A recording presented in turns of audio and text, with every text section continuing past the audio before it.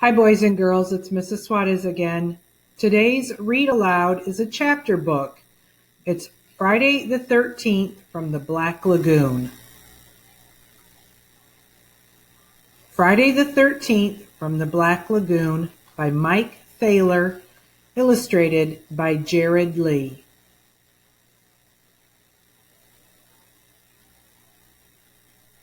Chapter 1, Knock on Wood. Let's get one thing straight. I am not superstitious. Cross my heart, but I am cautious. I never walk under a ladder or step on a crack, and I always carry my lucky rabbit's foot with me, even though it was not lucky for the rabbit. If you are not superstitious, go ahead and finish reading my terrible tale, and good luck. Chapter 2, A Party Pooper. I'm having a birthday next Friday. It happens every year. That's good. But Mom's giving me a birthday party. That's bad. It could be horrible. What if no one comes? Or what if everyone comes and no one brings a present? Or everyone comes and brings a present I don't like? Last year, everyone brought me gloves.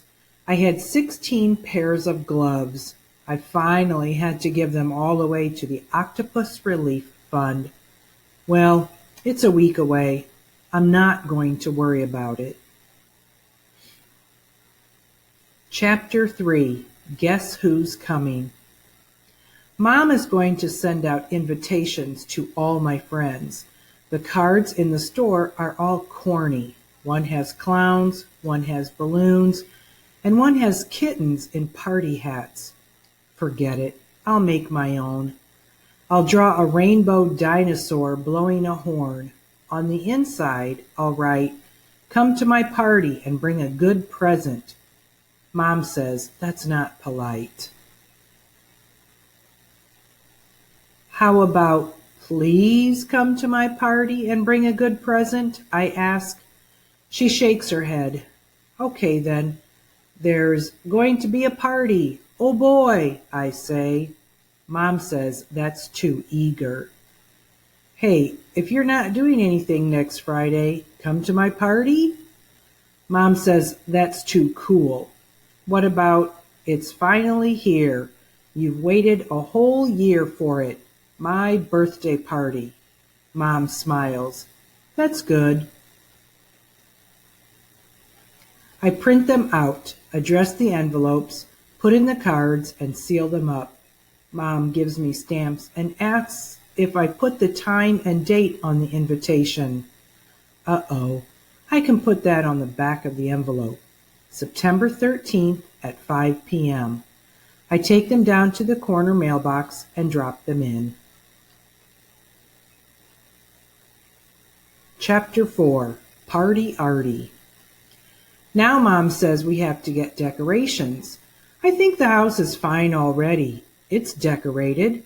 I've got a monster poster on the wall and my model airplane hanging from the ceiling. Mom drags me to the party store anyway. Do you believe there's a whole store with stuff just for parties? They've got hats, balloons, banners, confetti, streamers, posters, signs, horns, and 1,000 other useless use me once and throw me away things. Mom goes wild. She buys everything. Our house is going to look like Times Square on New Year's Eve. At least there are no flowers, no kittens, and nothing pink. Then she says we have to get party favors for each kid. We have to give them presents? It's my birthday. Now, if no one comes, I'll really feel bad. I'll have to wear all the party hats and blow all the horns myself. Bummer. I'm glad this only happens once a year. Chapter 5, Guest Guess. On the school bus, I listen closely to hear if anyone got their invitations yet.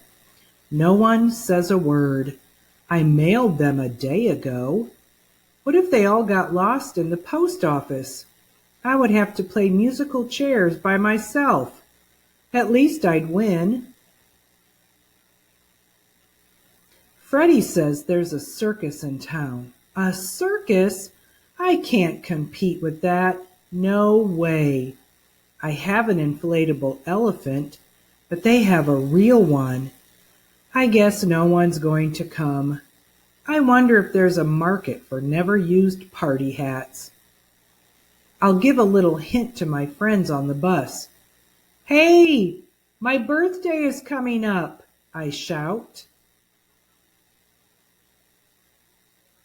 Everyone just keeps on talking. Soon it will be my birthday. Everyone's quiet. I was born next Friday, I yell. Penny looks up. Are you going to start wearing diapers? She giggles. I shake my head. Oh, are you having a party? Asks Doris. Sort of. Am I invited? Whines Doris. Maybe. Who else is coming? Sighs Doris. I don't know. Is it a circus party? Asks Freddie. No. A movie party? Asks Eric. No. An ice skating party? Asks Doris. No. A bowling party? Asks Derek. No. Well, what kind of party is it? Asks Randy. A surprise party, I answer. How can it be a surprise if you already know about it? Asks Penny. I'll be surprised if anyone comes. Chapter 6, The Apple Cart.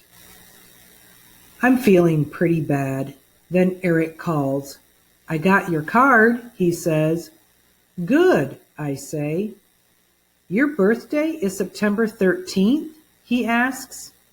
Every year, I answer. Your party is on Friday? He says, surprised. Next Friday, I answer. I can't come, he says. Why not? I ask. I can't leave the house, he says. Are you grounded? No, he says. Well, why can't you come to my party? Your party is on Friday the 13th, he shouts. There's a long silence. Friday the 13th, he shouts again and starts humming spooky music.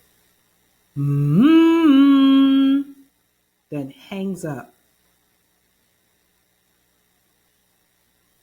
Chapter 7, RSVP. Mom, Eric's not coming to my party. Why? She asks. Mom, this year my birthday falls on Friday the 13th. So? Mom, Friday the 13th? Don't you know that's the unluckiest, scariest day of the year? Oh, Hubie, that's just a silly superstition. And besides, it's too late to change it. We've already mailed out the invitations. Silly or not, my best friend is not coming, and I wonder who else won't show up.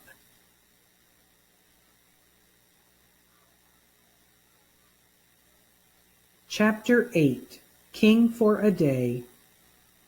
Mrs. Green heard that Friday is my birthday.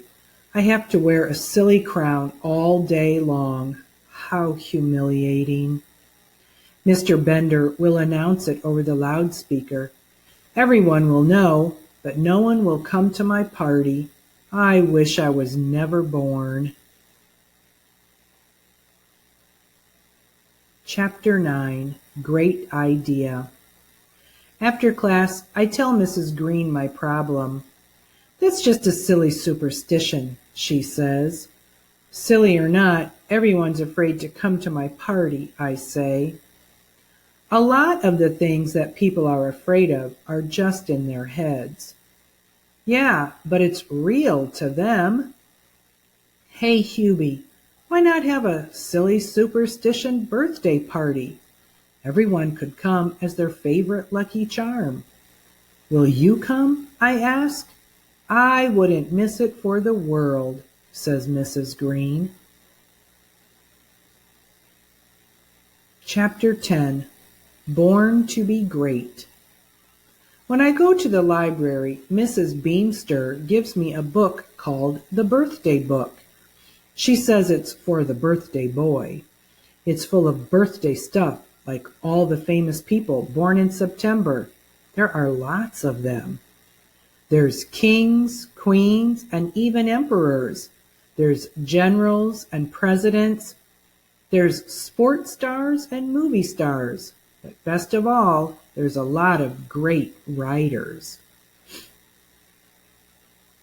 There's H.A. Rey, H.G. Wells, T.S. Eliot, and Shel Silverstein. That's great because I want to be a writer. Mrs. Beamster says I was born in a good month for writers. But maybe I'll have to add more initials to my name. I'll change it to M.T. Hubie. Chapter 11.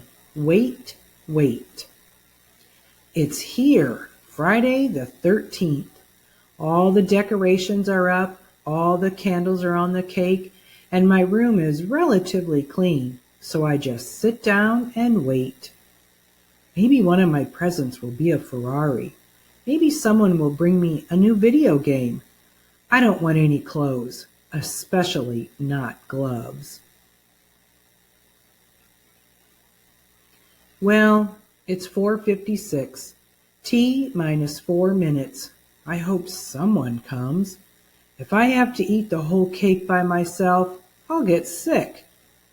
Well, it's 5 o'clock, 0 hour, blast off. Now it's 5:01. No one's here. I'm a failure. Mr. Unpopular. No one loves me. No one even likes me. They're all at the circus having fun. I don't care. Let them eat popcorn. Chapter 12. Party Animal. There's a knock at the door. I run to open it. It's Freddie. He's dressed like a giant rabbit's foot. I knew the cake would get him. He comes in and hands me a big box. It's light. I shake it. It rattles. It's not a Ferrari. Then the doorbell rings again. It's Derek, Randy, Penny, Doris, and Eric. Derek is dressed up as a horseshoe. Randy has his pants on backwards. Penny is a lucky penny. Doris is a ladybug.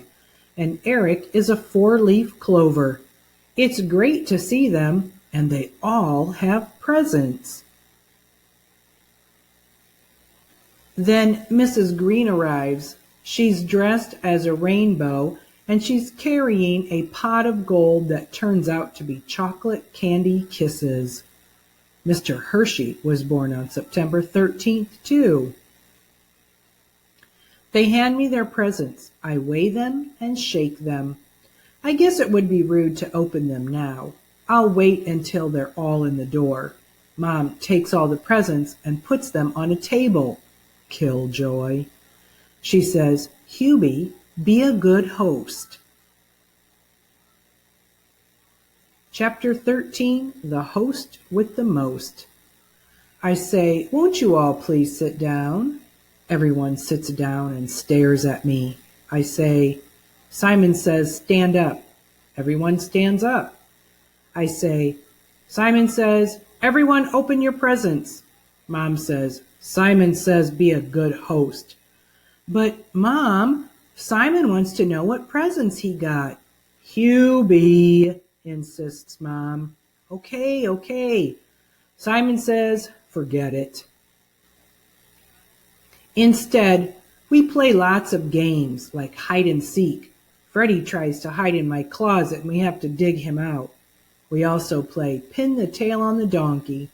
Randy pins it on a lampshade. Eric pins it on Randy. Then we play musical chairs. Eric and Penny are the only ones left. Penny loses because she tells Eric, ladies first, but Eric just sits down. Then Mom brings out hot dogs and potato salad. I don't really like coleslaw.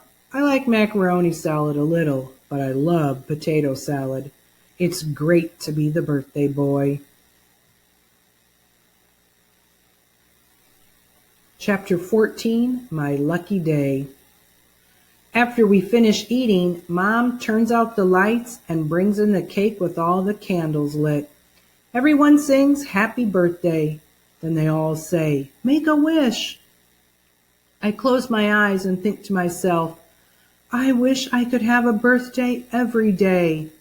Then I take a big breath and blow. What did you wish for? Asks Doris. He can't tell you or it won't come true, says Randy. The cake is chocolate with chocolate frosting, my favorite. I eat the cake fast to get to the frosting. Then everyone opens their party favors and blows their horns and they sing happy birthday to me again. We all run around the table and fall down on the floor laughing. Hey, open your presents, says Eric. You know, I forgot all about the presents. We were having so much fun, I hated to stop. I finally did open them, and they were fine. I got the new video game I wanted, a cool pair of sunglasses, and lots of other stuff. But you know, I learned something on my birthday. I learned that the best present is the presence of my friends and the joy that they bring every day to my life. This is my best birthday party ever, and I even blew out all of the candles. That means I'll have good luck for a year. Well, he was lucky. It turned out pretty good. I hope you have a good day also, and I'll see you next time.